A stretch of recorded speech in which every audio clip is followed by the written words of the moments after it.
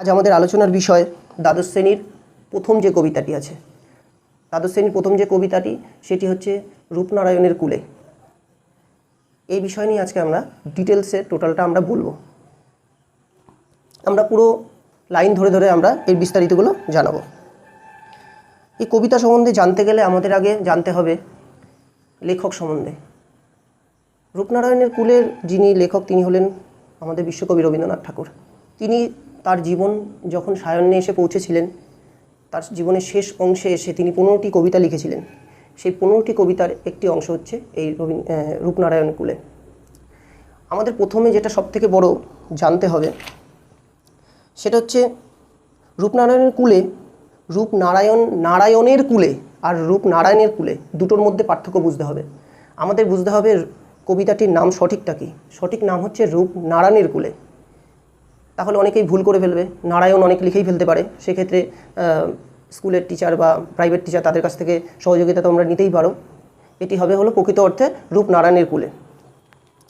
আমরা এই রূপনারায়ণ কূলে জানতে গেলে, কবিতাটি সম্পর্কে আমাদের জানতে গেলে বিস্তারিত আমাদের প্রথমেই যেতে হবে এর পূর্বকথা অর্থাৎ হচ্ছে কখন এটি লেখা হয়েছিল। 13ই মে 1941 খ্রিস্টাব্দে রাত্রি প্রায় 3:15 নাগাদ শান্তিনিকেতনের উদয়ন গৃহে 1941 খ্রিস্টাব্দে 3:15 নাগাদ রবীন্দ্রনাথ ঠাকুর এই কবিতাটি লিখেছিলেন। তখন তিনি খুবই অসুস্থ ছিলেন। রবীন্দ্রনাথ ঠাকুর রোগশয্যায় সজ্জিত রয়েছেন। এমনকি তিনি চোখে পর্যন্ত ঠিকমতো দেখতে পান না, তার এত পরিস্থিতি খারাপ ছিল। একদিন হঠাৎ মাঝরাত্রে তাহার ঘুম ভেঙে যায়। ঘুম ভেঙে যাওয়ার পর তিনি জেগে উঠেই তার কবিতার কয়েকটি লাইন তিনি লিখে ফেলেন। সেই কবিতার লাইনগুলি হচ্ছে, এখনকার লাইনের সাথে মিল আছে, কিন্তু তার মধ্যে কিছু লাইন তিনি সেটা সেই দিনকে লিখেছিলেন, যেটা ওই গভীর রাত্রে লিখেছিলেন 3:15 সময়। সে কখনো করে না বঞ্চনা, আমৃত্যু দুঃখের তপস্যায় জীবন, সত্যের দারুণ মূল্য লাভ করিবারে, মৃত্যুতে সকল দিনা শোধ করে দিতে। এই 4টি লাইন তিনি লিখেছিলেন। পরের দিন সকাল হলে তিনি ব্যতিব্যস্ত অবস্থায়, তাহার শিষ্যা ছিলেন একজন, শিষ্যার নাম হলো রানীচন্দ্রা। তিনি রানীচন্দ্রাকে ডাকেন তার কাছে এবং রানীচন্দ্রার সহযোগিতা নিয়ে কবিতাটিতে আরও কিছু লাইন সংযুক্ত করেন এবং কিছু সংযোজন করেন, কিছু বিয়োজন করেন। বিয়োজন কথার অর্থ কিছু লাইন ওর থেকে বাদ দেন, কিছু নতুন কিছু লাইন এর সাথে যুক্ত করেন। কিন্তু একটা বিষয় সকলের জানা দরকার, উনি বেঁচে থাকতে এই কবিতাটির ছাপার অক্ষরে তিনি দেখতে পাননি। এটা সবথেকে দুঃখের বিষয় যে রবীন্দ্রনাথ ঠাকুর যখন এই কবিতাটি লিখেছিলেন, তার মনের যে আবেগপ্রবণ কথা তিনি যেভাবে লিখেছিলেন, তার যে মনের কথা, তার সারা জীবন তিনি কি করেছেন, তার সঙ্গে তার নিজস্ব মানুষরা, কতটা কাছের মানুষরা তার সাথে কেমন ব্যবহার করেছিলেন, তিনি আজকে জীবন সায়াহ্নে পৌঁছে তিনি সেগুলোকে তার কবিতার মধ্যে তুলে ধরেছেন। তাই সবথেকে বড় বিষয় হচ্ছে যে তার যে কবিতাটা তিনি বেঁচে থাকতে ছাপার অক্ষরে তিনি দেখে যেতে পারেননি। তিনি রোগশয্যায় 15টি কবিতা লিখেছিলেন।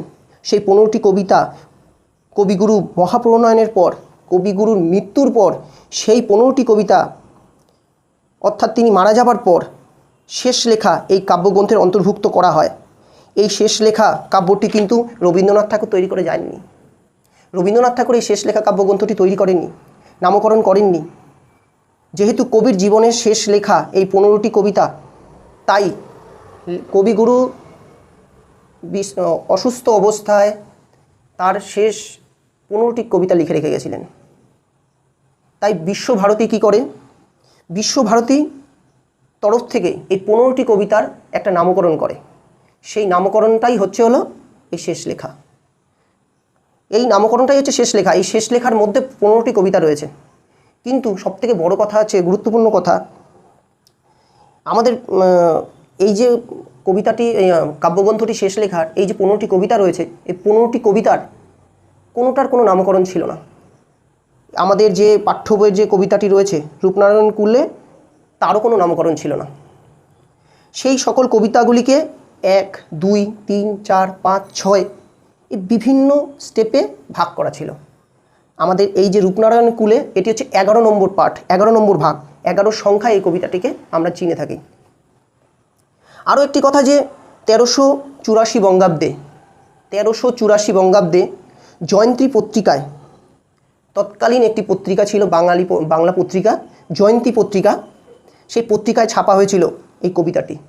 কিন্তু এখানে একটা গুরুত্বপূর্ণ ব্যাপার আছে, সেটি হচ্ছে এই পত্রিকার সম্পাদক তখন কবিতাটির একটি নামকরণ করেছিলেন। সেই নামকরণটা হচ্ছে কী নাম দিয়েছিলেন? কঠিনেরে ভালোবাসিলাম। এই পত্রিকার সম্পাদক একটি নাম দিয়েছিলেন, কঠিনেরে ভালোবাসিলাম। কারণ এর দেওয়ার মধ্যে আমার দৃঢ় বিশ্বাস, হয়তো লেখক তার জীবন, সারা জীবন তিনি কঠিনকেই ভালোবেসে গেছেন। কঠিন অর্থাৎ সত্যকেই ভালোবেসে গেছেন, কোনো তিনি অসত্যর পাশে তিনি দাঁড়াননি। সেই জন্যই হয়তো সম্পাদক মহাশয় হয়তো এর পত্রিকায় নামটা দিয়েছিলেন কঠিনরে ভালোবাসিলাম।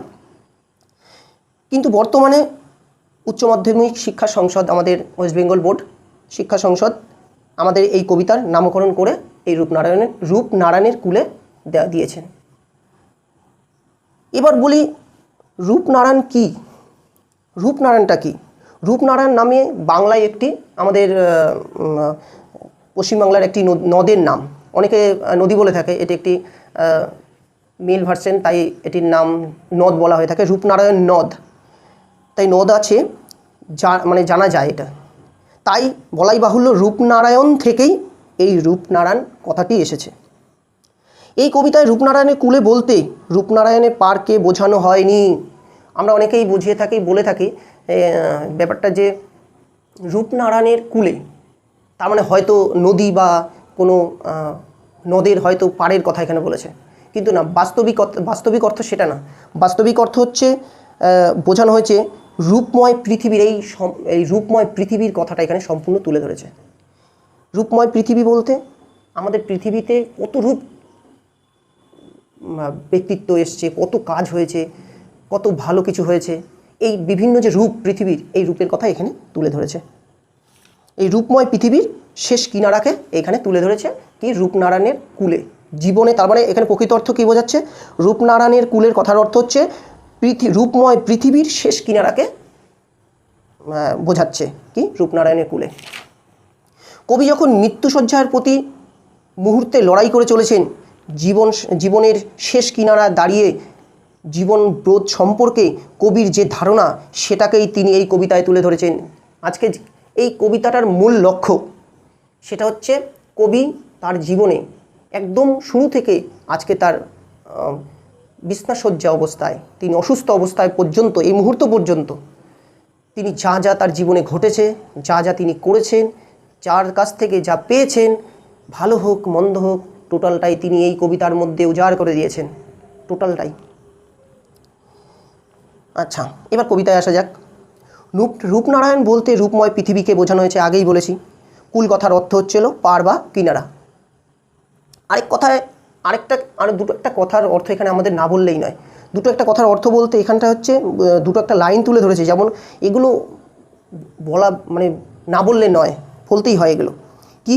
সেটা হচ্ছে আমৃত্যু, একটা লাইনে তুলে ধরেছে একটা শব্দ আমৃত্যু। আমৃত্যু মানে কি? আমৃত্যু এর কথার অর্থ হলো মৃত্যুর আগে পর্যন্ত। আমৃত্যু কথার অর্থ আমরা একবার এখানে দেখে, এবার আমরা কবিতার মধ্যে মেন কবিতায় আসছি, আমরা লাইন ধরে ধরে আমরা বলছি। এর আগে আমরা কবি সম্বন্ধে জানলাম, কারণ একটা কবিতা পড়তে গেলে সবথেকে প্রধান যিনি লিখেছেন তার সম্বন্ধে আমাদের বিশেষ করে জানাটা প্রয়োজন। এবার তিনি যে লাইনগুলো তুলে ধরেছেন এখানে, সেই লাইনগুলো প্রত্যেকটা লাইন ধরে ধরে অর্থ আমি তোমাদের কাছে তুলে ধরব। বলছে কি? রূপনারায়ণের কুলে জেগে উঠিলাম, জানিলাম এ জগৎ স্বপ্ন নয়। রূপনারায়ণের কুলে জেগে উঠিলাম, জানিলাম এ জগৎ স্বপ্ন নয়। প্রকৃত অর্থ কি? লেখক অন্তর্নিহিত কিছু কথা বলেছে। অন্তর্নিহিত কথাটি কি? রূপময় পৃথিবীর কুলে বা কিনারায় পৌঁছে আমি জানিলাম, এটি কবির এটা কথা কি রূপময় পৃথিবীর কূলে বা কিনারায় পৌঁছে আমি জানিলাম এ বিশ্ব চরাচর স্বপ্ন নয়। তাহলে কি উনি বুঝলেন? এই বিশ্ব চরাচর হলো কঠিন বাস্তব। এই বিশ্ব চরাচর হচ্ছে কঠিন বাস্তব, আর বাস্তবের রূঢ়ভূমি একটি, বাস্তবের রূঢ়ভূমি। কি বলতে চাইছে? রূপময় পৃথিবীর কূলে বা কিনারায় এসে পৌঁছেছে। রূপময় কূলের কিনারায় এসে মানে এটা একটা বড় কথা। রূপময় কূলের কিনারা বলতে বোঝাচ্ছে শেষ জীবনের শেষ অংশে। তিনি আজকে জীবনের শেষ অংশে চলে গেছেন, মৃত্যুশয্যায়, জীবন সায়ন্যে এক কথায় বলা যায় যাকে। সেই প্রসঙ্গটা তিনি আজকে সম্পূর্ণ তার যতদিন পর্যন্ত তিনি বেঁচে আছেন, এখনও পর্যন্ত মানে লেখার সময় পর্যন্ত তিনি বলছেন যে আমি মানে বুদ্ধি হয়েছে পর থেকে আমি যা যা আমার জীবনে ঘটেছে, যা যা ফল হয়েছে সবটাই আমি এর মধ্যে তুলে ধরেছি। আর এটা হচ্ছে বাস্তব, এটা হচ্ছে বাস্তবের রূঢ়ভূমি একটি। এটা কি বলতে চাইছে উনি বুঝলেন? এই বিশ্ব চরাচর হলো কঠিন বাস্তব। চিনিলাম আপনারে আঘাতে আঘাতে বেদনায় বেদনায়। এটার প্রত্যেকটা লাইনের মধ্যেই তার উত্তর লেখক এখানে তুলে ধরেছেন। এটা খালি একটু ধরিয়ে দেওয়ার ব্যাপার, এখানে আর কিছু না। চিনিলাম আপনারে, এখানে আপনারা বলতে অন্য কাউকে না, এখানে আপনারা বলতে নিজেকে লেখক বুঝিয়েছেন। চিনিলাম আপনারে আঘাতে আঘাতে বেদনায় বেদনায়। এই আঘাতটা কি? এই আঘাতটা হচ্ছে কত মানুষের কাছে তিনি আঘাত পেয়েছেন, কত মানুষ তার সাথে ব্যবহার এমন করেছে যেটা উনি ভাবতে পারেননি যে এই ব্যবহারটা তার কাছ থেকে তিনি পাবেন। আপনারে মানে আপনকে নয়, আপনারে বলতে আপনকে নিজেকে বুঝিয়েছেন লেখক। আঘাতে আঘাতে বেদনায় বেদনায় জীবনভর নানা আঘাত পেয়ে নানা বেদনায় বিদ্ধ হয়েছেন তিনি। সারা জীবন তিনি অধিকাংশ মানুষের কাছে বেদনায় বিদ্ধ হয়েছেন। বিদ্ধ মানে আঘাত পাওয়া, বিদ্ধ মানে কোনো কিছুর প্রতি আঘাত। আমায় কেউ কিছু বলল, আমি তার কথায় আমি খুব কষ্ট পেলাম, এটা বিদ্ধ হওয়া। এই বিদ্ধ হওয়ার কথা বলছে, ঠিক আছে? তাই কি বলছে? যে তিনি আঘাতে আঘাতে বেদনায় জীবনভর তিনি বিদ্ধ হয়েছেন। তারপরে কবিগুরু নিজেকে চিনতে পেরেছেন। ব্যাপারটা সোজা কি, যে আমি লেখক বলতে চাইছে আমি সবার কাছে গেলাম, সবার সাথে চললাম, এবং কারো কাছ থেকে ভালোবাসা পেলাম, কারো কাছ থেকে পেলাম না। এটাই এখানে তুলে ধরেছেন লেখক। কি বলছে? চিনিলাম আপনারে, আমি নিজেকে চিনলাম। আমার মনটা তো সরল, আমার মনে তো ওরকম নেই, আমি তো সবাইকে ভালোবেসেছি, কিন্তু কেউ আমাকে গ্রহণ করেছে, কেউ আমাকে গ্রহণ করেনি। কেউ আমাকে আঘাত দিয়েছে, কেউ আমাকে বেদনা দিয়েছে, কেউ আমাকে ভালোবেসেছে। তারপরে কি বলছে? রক্তের অক্ষরে দেখিলাম আপনার রূপ। এখানে একটা লাইন আমরা এদিক ওদিক করে ফেলেছি, আমাদের লাইনটা একটু ভুল হয়ে গেছে। রক্তের অক্ষরটা আগে হবে, একটা পরে চলেছে। রক্তের অক্ষরে দেখিলাম আপনার রূপ। রক্তের অক্ষর, এখানে অনেকের প্রশ্ন থাকতে পারে, রক্তের অক্ষর মানে কি রক্ত দিয়ে লেখা? না, কখনোই না। লেখক বোঝাতে চেয়েছেন এই প্রবাহমান জীবনের মধ্যেই আমি নিজের মুখকে দেখেছি, নিজেকে দেখেছি, আর অনেকে আঘাত, অনেক বেদনা পেয়ে আমি নিজেকে চিনেছি, নিজেকে বুঝেছি। কি বোঝাতে পেরেছি? কথাটা হচ্ছে কি, যে এই প্রবাহমান জীবনের মধ্যেই আমি নিজেকে দেখেছি, নিজের মুখ দেখেছি, নিজেকে দেখেছি, আর অনেক আঘাত, অনেক বেদনা পেয়ে আমি নিজেকে চিনতে পেরেছি। আঘাত পাওয়াটার সাথে রক্তের তুলনা করেছে। আঘাত পাওয়াটা কি বলছে এখানে? রক্তের অক্ষরে দেখিলাম আপনার রূপ। মানুষের কাছ থেকে যে আঘাতটা পাওয়া, এই আঘাতটাই হচ্ছে হলো রক্তের সাথে তুলনা করেছে। তারপরে আমরা পরের লাইনে চলে আসি, একটা গুরুত্বপূর্ণ লাইন, খুব সুন্দর। এই সব লাইনগুলো ধরে ধরেই আমাদের ফাইনালে যে কোশ্চেনগুলো হয়ে থাকে, এই লাইন ধরে। প্রধান লাইন হচ্ছে সত্য যে বড় কঠিন। লেখকের একটা গুরুত্বপূর্ণ লাইন, সত্য যে বড় কঠিন। কঠিনেরে ভালোবাসিলাম, সে কখনো করে না বঞ্চনা। তিনটে লাইনকে একসাথে অ্যাড করে আমরা আলোচনা করছি। সত্য জিনিসটা হলো বড় কঠিন, লেখক বলছে। কারণ লেখক তো জেনেছে, লেখক সবার সাথে মিশেছে, লেখক কখনো অসত্যের পথ অবলম্বন করেনি, এবং সত্যকে লেখক অবলম্বন করেছে দেখে তাই লেখককে বঞ্চনা পেতে হয়েছে, লেখককে কষ্ট পেতে হয়েছে। তাই লেখক জানে যে ব্যক্তি দাঁড়ে দাঁড়ে গিয়ে ধাক্কা পেয়েছে, সে বলতে পারবে একমাত্র যে কষ্টটা কেমন। তাই লেখক সেটা বুঝেছে তার নিজস্ব মানুষগুলোর কাছ থেকে, সে কি পেয়েছে। কষ্ট, বেদনা, আঘাত। তাই কি বলছে, সত্য জিনিসটা হলো বড় কঠিন। এটা বাস্তবিক কথা। সত্য বর্তমান পরিস্থিতিতে দেখা যায় সত্যটাকে কেউ গ্রহণ করতে চায় না। আমরা কি করি, একটা ছোট ছোট মানে ক্ষেত্রে দেখা গেছে আমরা একটা মিথ্যে বলাকে, মিথ্যেকে চাপা দেওয়ার জন্য আরও একটা মিথ্যে কথা বলি, সেই মিথ্যেটাকে চাপা দেওয়ার জন্য আরও একটা মিথ্যে কথা বলি, এরকম করে এটা সিরিয়াল বাই চলতেই থাকে। কিন্তু সত্যের একটাই কথা, হ্যাঁ অথবা না। তাহলে সত্যের কোনো এক্সকিউজ নেই, সত্যটা সত্যই, একটাই কথা, হ্যাঁ অথবা না। তাই কি বলছে, সত্য জিনিসটা হলো বড় কঠিন, কিন্তু আমি সেই কঠিনকেই ভালোবাসিলাম, কারণ কঠিন কখনো কাউকে ঠকায় না। তুমি কোনোদিন সত্যকে অবলম্বন করে দেখো, সত্য কখনো তোমাকে ঠকাবে না। সত্য এমনই একটা জিনিস।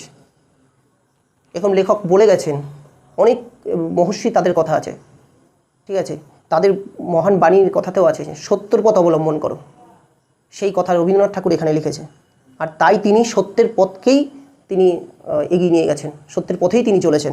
তাই কি বলছে, যে তিনি জানতেন এবং তিনি বুঝতেনও এটা, যে কি, যে সত্য কখনো কাউকে ঠকায় না।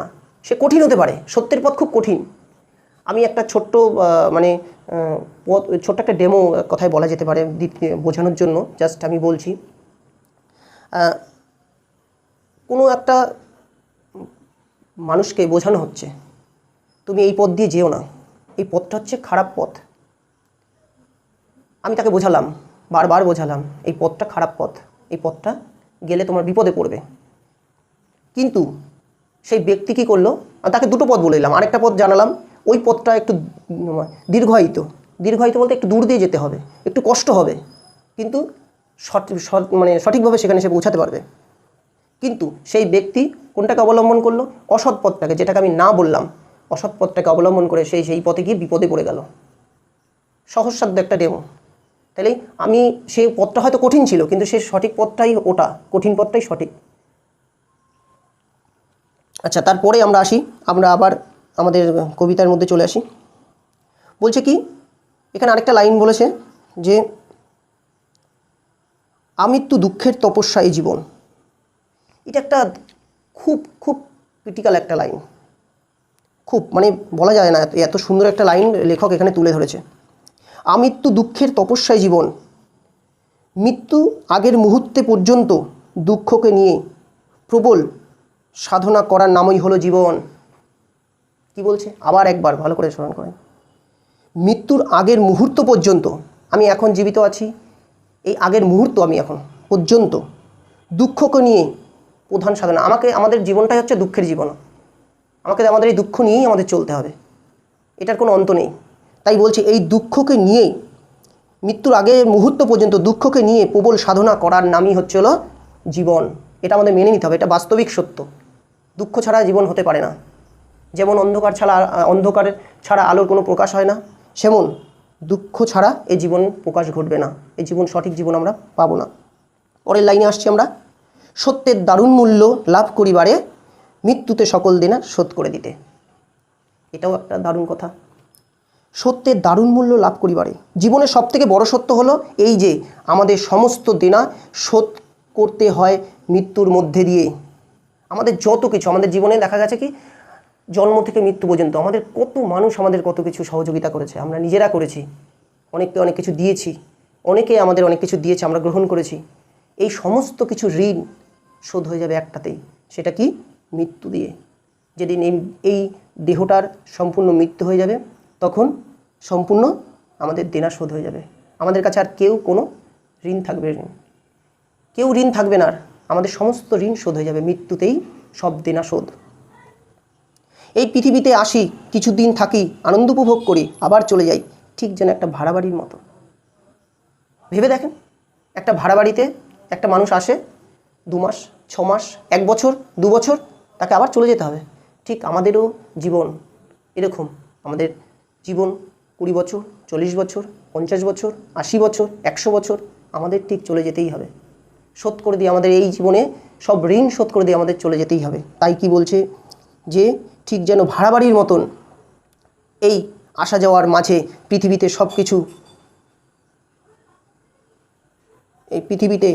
কিছু সব হলো দেনা, আর এই সকল দেনা শোধ করে মৃত্যুর মধ্যে দিয়ে এই সমস্ত কিছু শোধ হয়ে যাবে মৃত্যুর মধ্যে দিয়ে। যত কিছু দেনা আছে, আমার কাছে অনেকে অনেক কিছু পেতে পারে, কারো কাছ থেকে ধার করেছি বা কিছু, সেটা মৃত্যুতেই শোধ।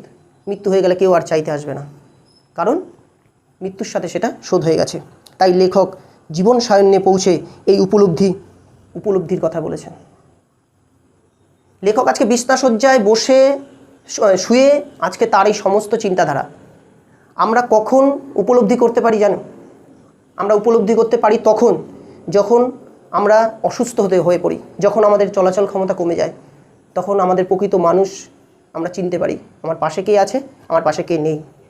প্রকৃত মানুষ, প্রকৃত বন্ধু, প্রকৃত আত্মীয় সব আমরা তখন চিনতে পারবো।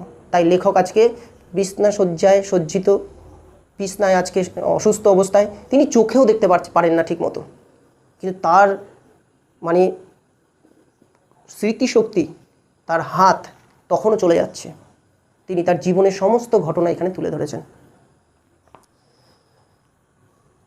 এই ছিল কবিগুরুর অন্তর্নিহিত একটি মূল্যবান কবিতা, যা রূপনারায়ণ কুলে নামে নামাঙ্কিত করা হয়েছে।